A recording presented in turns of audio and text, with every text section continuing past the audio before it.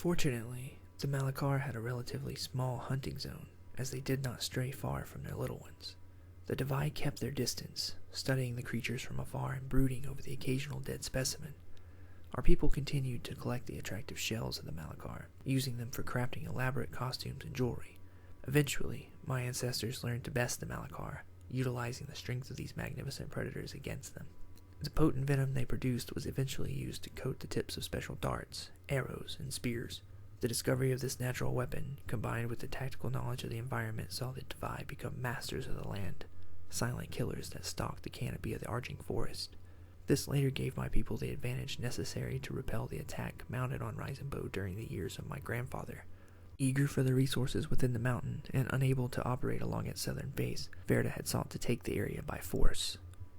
This is the history of my people, leading to my beginning memory, paraphrased of course. Subject 1 broke from his dictation. Interesting. Sounds like the region has changed considerably over the years. Have you seen it more recently? Thaut asked, sincere in his curiosity. The forest had been much reduced in the northernmost regions of the territory near the Wellspring, and Thaut hadn't taken notice of a mountain north of Verda. Records could most likely verify, but somehow Thaut felt he had little reason to doubt the possibilities in the instance of Subject 1's testament. Yes, most unfortunate. The mountain has been stripped down to the ground, even lower at its core. The forest has long been cleared along the Wellspring, its current now utilized to produce power for the modern technological city that occupies the once beautiful home of my ancestors. Indeed, the world has changed. He trailed off again. Thaut tried to imagine what it would be like to witness such a dramatic change. The indigenous peoples of the land long forgotten since the establishment of imperial rule. Modernization had reshaped the region considerably, as it did for all the lands assimilated under the empire. The unified advancement of mankind was the driving force behind it all. Well, you've certainly taken it better than most would, I suspect, he offered, then added with a bitter tone. Wish I could say all change is for the better. Subject 1 smiled. Change is natural. It is certain. Without it, life would not bear the tenacity to reach ever greater heights. I admit, at times I too have wished certain changes had been better in my favor.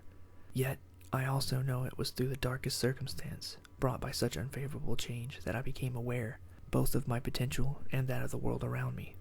Many times has it been tested. My light burns true. For an instant, it seemed that an eerie radiance reached out from the twinkle in his eyes.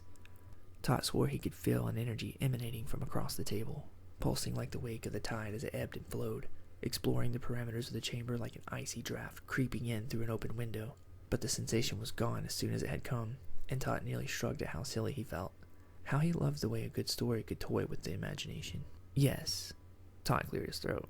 Well, the Empire takes great care in preserving the various cultures and histories within its territories, keeping detailed records of each province in the archives. Although I must admit, the archives had little to offer on the culture and history of Irvaeum predating the arrival of the Empire. Sparked my intrigue, to say the least. Kind of embarrassing to have an incomplete file on such an impressive library. If nothing else, you could help fill in a few gaps in the timeline, much as you already have, Thaut confessed. Of course there was more to this inquiry, and he suspected his guest knew that just as well. Already he had established that Subject 1 had indeed been to Irvaeum, perhaps recently enough to have been involved with the incident there. It would be my pleasure, investigator. Oral tradition carried the histories through the generations. As you might expect, not all things are told as accurately with each generation as perhaps they once were. The members of our tribe were skilled storytellers, and though their stories were not always qualified in fact, they were truthful in nature. He paused for a moment. The green of his eyes was radiant in contrast to the dark, unruly hair that framed his face. His gaze remained fixed on the device on the table. His shaggy, unkempt beard hung just above his collar. His simple hide tunic opened to reveal a peak of his chest. He looked a mess, even for a vagrant. Rest assured, investigator, I will keep my account historically accurate to the best of my knowledge. It is only fitting to share their story in this way, Subject 1 assured. He fell silent again, as if to gather his thoughts before he continued. Thaut, however, had not lost sight of his intentions in the slightest. The time on the record rolled, the numbers climbing. This was his prompt to nudge things along. With the patience of an ironclad saint, Thaut broke the silence as he pressed for more. Please, indulge me further. Share with me the history by your account. Lead on, Kael. He had spoken sincerely, and his smile brightened ever so slightly at the positive response that followed. Of course, my thanks. Subject 1 spoke warmly. Long has it been since my recollection has strayed this far into the past, and for the first time, openly. The descendants of Hathlanda that settled the lush grove between Mount Iraq and the Wellspring River were the Divide. Together, the members of the tribe established a simple community of huts built into the sloping terrain under the arching forest. Her people were children of nature, both wise and strong. Though they could be fierce in battle, they valued peace and brotherhood above all else. The Divai were indeed my people, and I was never so at home as I was in that wonderful place. Mud, stone, and various debris fallen from the canopy were used to construct the homes of Reisenbow. Each hut was as unique as the hands that built it, yet the proximity of the huts betrayed the sense of family that gave such strength to our people. Reisenbow was located at the edge of the forest, but was well hidden despite that fact. The grasses grew tall and strong along the river basin, obscuring any view of our crops along the Vale Spring below the village. Across the river to the north was a sheer cliff face that rose to a barren plateau.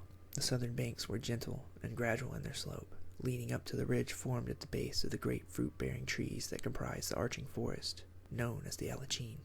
The Alachine were a symbol of love and prosperity to the Divai. These massive beauties by no means reached the towering heights of the elder trees, but rather grew to fill the lower canopy with an interwoven network of limbs branching out in all directions. Together they created a dense canopy that expanded high above Reisenbow and its people. The lower branches arched over the town, reaching over the fields. The forest itself stretched well to the south. The ends of their great branches curled skyward during the colder seasons, but the blooms of spring would give way to hundreds of lush Reisenberries. These spherical berries, deep blue in color, grew to be the size of a man. During the harvest season, the berries added such weight to the great branches that they would hang low over the fields, indicating time for harvest. The Reisenberry was of significant importance to our village, as with it we produced the finest wines, jams, and sweetbreads for survival and barter alike. In the outer forest, the Alachine grew crowded, often even fusing to one another, leaving little space to traverse the forest floor where they grew thickest. Their many roots knotted to the soil, creating a most uneven terrain around their clustered trunks.